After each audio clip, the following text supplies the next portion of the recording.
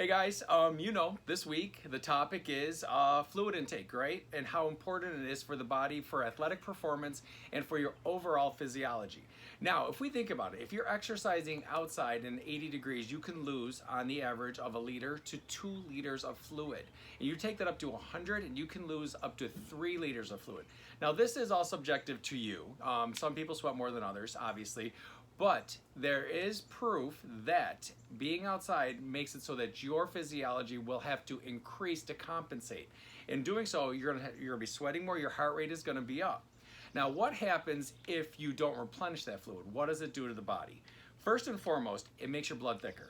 Obviously, we take some of the fluid volume out of the system, it thickens things up, and your body is retaining sodium. In the process, it's making your heart work that much harder to keep the things flowing around because the blood is thicker. Now, if you're in a state of constant dehydration, think about what that's doing to your heart. It's taking life off of it because it has to work harder and work harder and work harder. Now, another big thing that we find is cognitive function does decrease when you're in a state of dehydration. You'll notice that your athleticism is really good, and then all of a sudden you get a little dehydrated and you notice your balance is off.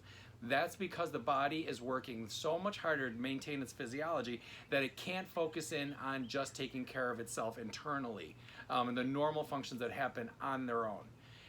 Every time you put yourself in a state of dehydration, 2 hours, it's proven that it starts to cause damage.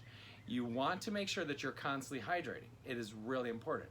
Now, what if you are somebody who's always only taking in 1 liter of water a day and you know that you need 3? Do you think that has long-term effects? It does.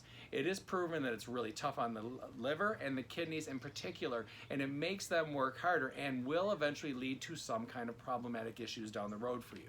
So listen, I know we talk about water and how this right here, this little cup weighs 2.5 pounds. And you're thinking to yourself, okay, I'm just gonna jump, go do some cardio, get on the scale, and I'm gonna hit my new best weigh-in.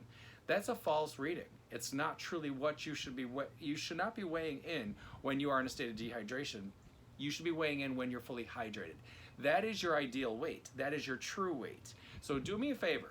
Next time you decide to go jump on some cardio and get on the scale and then tell me that that's your weigh-in, remember, you're cheating yourself. You're not doing yourself any favors. You are actually putting yourself in a state that is not good for your body, and you are hurting yourself. Cognitive decreases. Balance, athleticism decreases. Your overall metabolic functions are in jeopardy when you're doing that. And kidney and liver damage, not something that we want. So listen, 3 liters a day, at least. If you're out in the heat, 4 liters, 5 liters. Guys, 200-pound guy, 6 liters. 1.5 gallons of water if you're outside in the heat like it is 85 degrees today. It's important that you stay hydrated.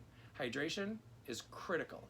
And for those of you that have these questions for me about it all the time and think that it's a really difficult thing to do, think about what you're doing for your longevity. Are you helping or are you hurting yourself? All right. So listen, I know, deep topic again. We kind of go into those a lot lately, but seriously, hydration, hydration, hydration. I'll talk to you guys later.